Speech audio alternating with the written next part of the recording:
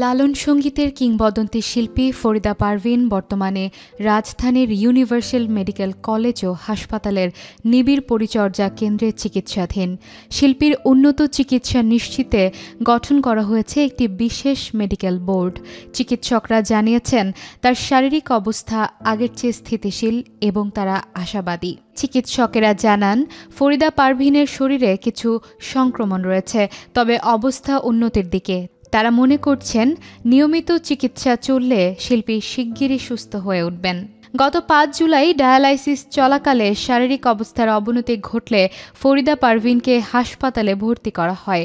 এরপর থেকেই তিনি আইসিইউতে আছেন। তিনি দীর্ঘদিন ধরে কিডনি রোগ সহ বিভিন্ন শারীরিক জটিলতায় ভুগছেন। ১৯৬৮ সালে রাজশাহী বেতার থেকে নজরুল সঙ্গীত পরিবেশনের মাধ্যমে সঙ্গীত জগতে যাত্রা শুরু করেন ফরিদা পারভিন। ১৯৭৩ সালের দিকে দেশের গান গেয়ে জনপ্রিয়তা লাভ করেন। ১৯৮৭ সালে সঙ্গীতে বিশেষ অবদানের জন্য ২১ পদক পান। ২০০৮ সালে জাপান সরকারের ফুকুওয়াকা এশিয়ান কালচার অ্যাওয়ার্ড এবং ১৯৯৩ সালে জাতীয় চলচ্চিত্র পুরস্কারও অর্জন করেন এই গুণী শিল্পী।